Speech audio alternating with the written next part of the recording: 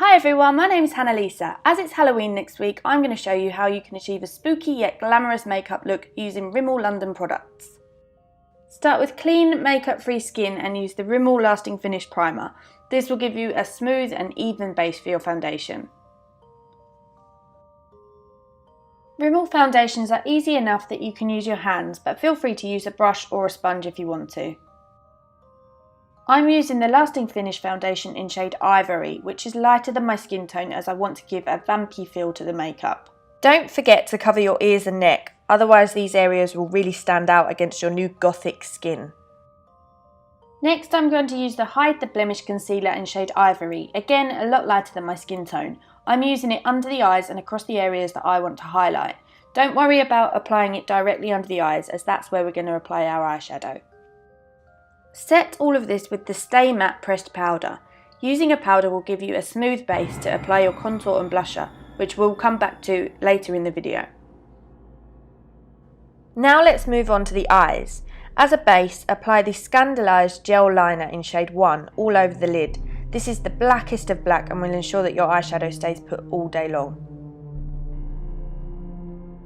Apply the Smoke and Shine Kohl Pencil in black on the upper and lower waterlines. We want to make sure that our eyes are extremely dark and smoky. Don't worry about being neat, as we're going to blend this out in the next few steps. For the next few steps, I'm going to be using the Glam Eyes HD eyeshadow palette. Each of these palettes contains 5 different shades, which makes creating smoky eyes super easy. This palette is called Brixton Brown and contains some rich, reddy browns which are perfect for this look. I'm starting with the darkest shade and applying that all over the lid to set the gel base. Work your way from dark to light, blending as you go. Bring the shadow right above the upper crease line and below the lower lash line. This may feel like you're applying it way too low, but once you have your mascara on, it will all tie in together. Your brows are not a key element in this makeup, so just fill them in naturally with the Brow This Way kit. Apply the wax first. Doing this will ensure the best colour payoff and longevity for the powder, which you apply on top. Now for my favourite product, mascara. This look calls for dramatic, volumised lashes, and what better way to get that than to use the Super Curler Mascara. This is an intense black and really lengthens, curls and volumises your lashes. It has a curved brush, which really helps to lift your lashes right from the root. Now, use the gel liner again to create a flick at both the inner and outer corners. I like to do this after I've applied my mascara, as then you can see where your lash line naturally ends. Now that our eyes are finished, we can come back to contouring. Here's a trick. If you don't have contouring products, you can use any powder which is an ashy brown tone.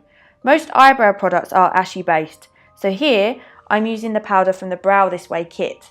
Apply this under the cheekbones to really emphasise them. I'm going to use a small amount of the Lasting Finish blush in shade 220 on the apples of my cheeks.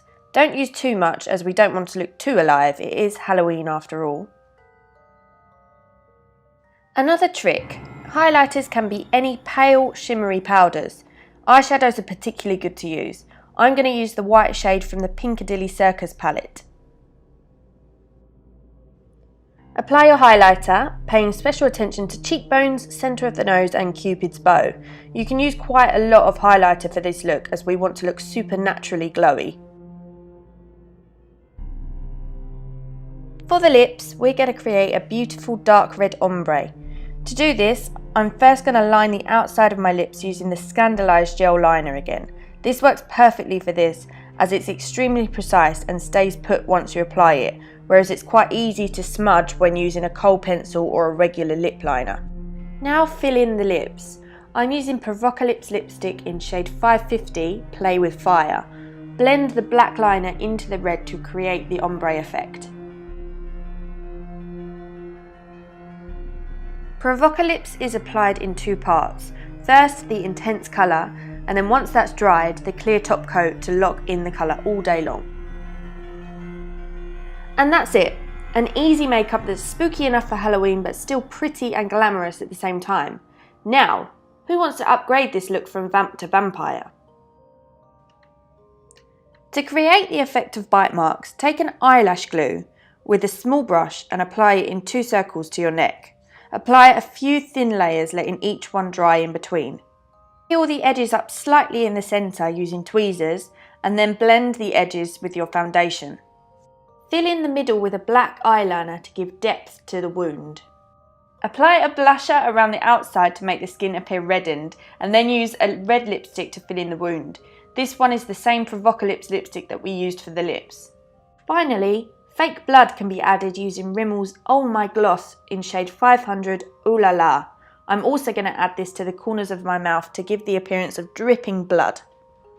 It's so much easier than it looks, isn't it? And no expensive or complicated special effects products are required. It's all done by using your favourite Rimmel products. We hope you have a spooktacular Halloween, and we'll see you soon.